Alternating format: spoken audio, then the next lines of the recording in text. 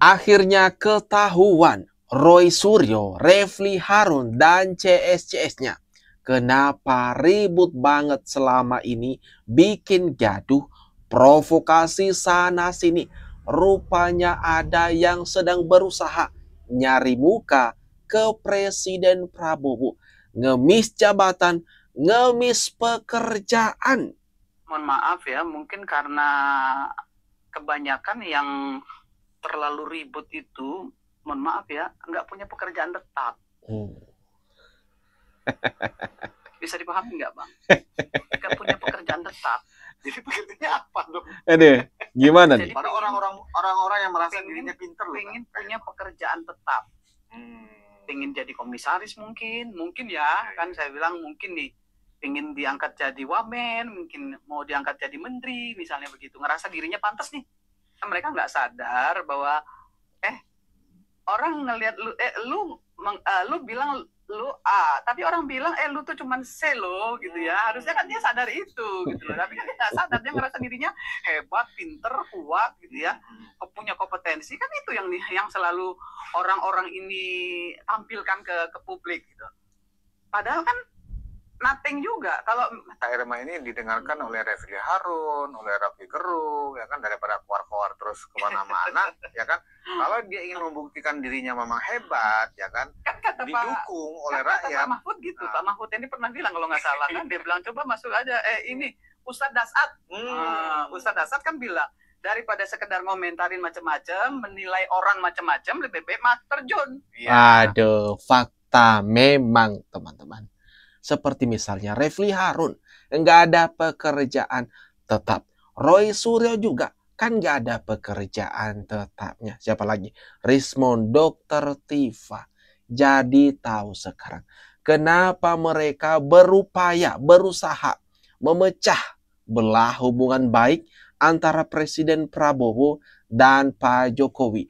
Berusaha menjelek-jelekan Pak Jokowi di hadapan Presiden Prabowo. Nyerang-nyerang Pak Jokowi, lalu sok-sok jadi pahlawan membela Presiden Prabowo. Akhirnya ketahuan teman-teman, apa motivasi mereka. Saya sendiri bayangkan yang bukan siapa-siapa, enggak mau saya masuk pemerintahan kalau ditawarin jadi apapun. Kalau masih di sana, kenapa? Karena saya menganggap bahwa proses yang kemarin itu kan nggak karu-karuan, ya kan, nggak konstitusional dan lain sebagainya. Dan saya lihat Gibran belum pantas pada posisi situ, ya kan.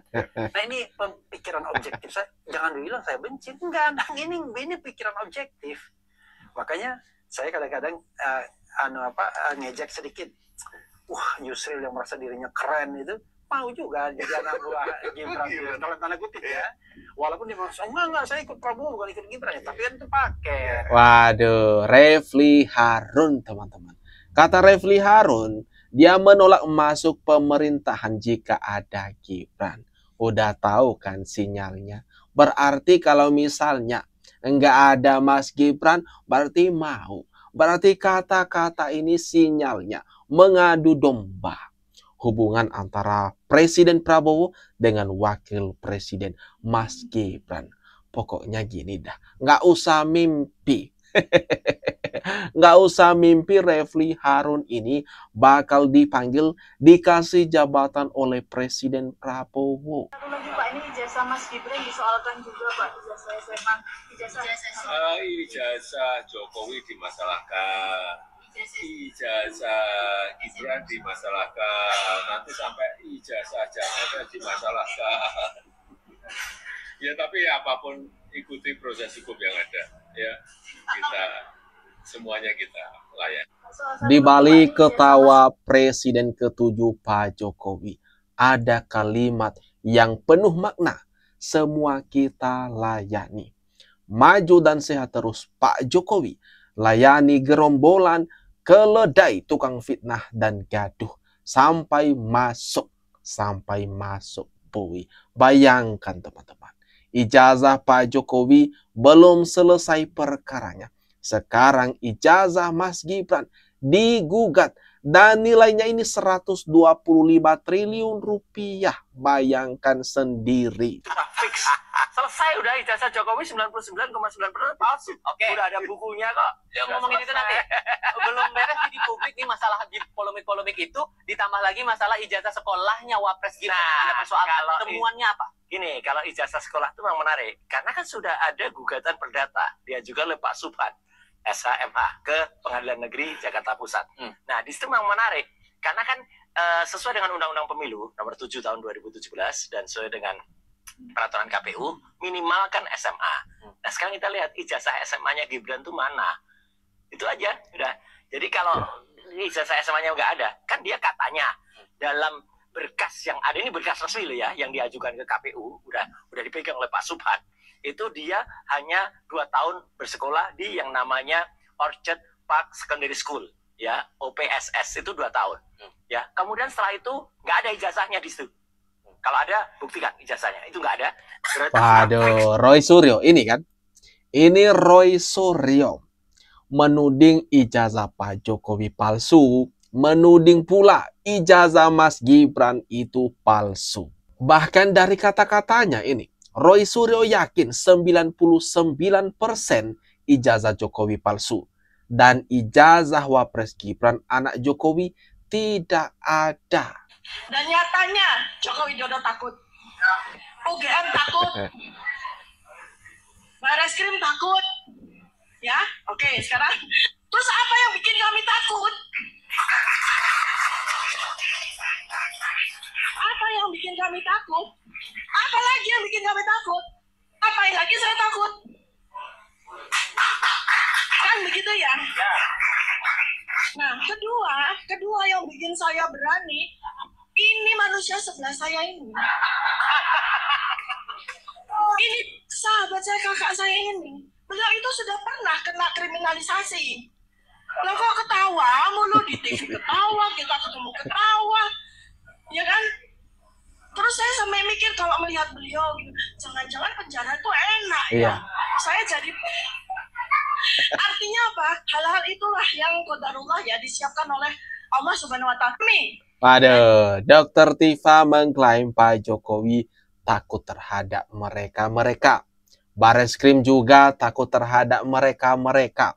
Bahkan di sini, Dr. Tifa beranggapan kalau penjara itu enak. Mari kita aminkan serentak komen di bawah, teman-teman. Semoga saja ini dikabulkan kata-kata Dr. Tifa ini. Kata Dr. Tifa, kami tidak ada takut sama siapa saja. Yang penakut adalah kalian aparat negara. Singgung-singgung kayak begini, Mas Gibran perlu harus tunjukkan ijazahnya juga. Oh iya, Mas Gibran udah berkali-kali ngomong di media loh. Bahkan dikutip oleh Kompas.com. Mana di podcastnya Najwa Shihab mengatakan, Mas Gibran bilang, ya udah, kalau mau ditunjukkan silakan. Tunjukkan. Angin saya. Tunjukkan. Ya, Bu, lo. Dan siap Mas ditunjukkan itu ya. dan kita periksa. Dan udah jawab Ijazah saya itu siap bikinan mana? Bahkan ketika di apa ada diskusi waktu itu mempertanyakan ketika masih cawapres. Nanti kita periksa. Ada yang nanya, ya silakan kalau mau saya tunjukin. Oh iya, ada yang berani datang minta. Enggak, kita periksa. Ada. Waduh, Roy Suryo minta ijazah Mas Wapres Gibran itu ditunjukkan.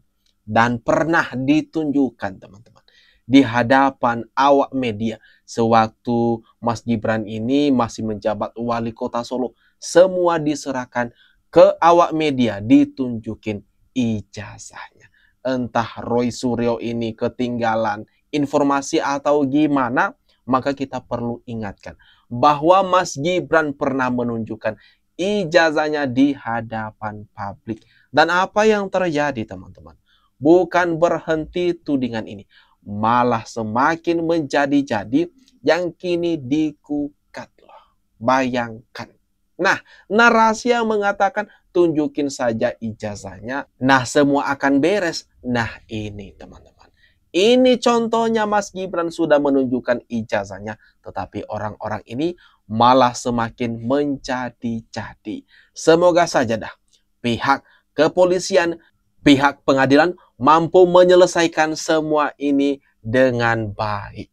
Nah, gimana teman-teman? Atas apa yang kita bahas ini, komentar kalian jangan lupa ya di kolom komentar yang ada di bawah ini.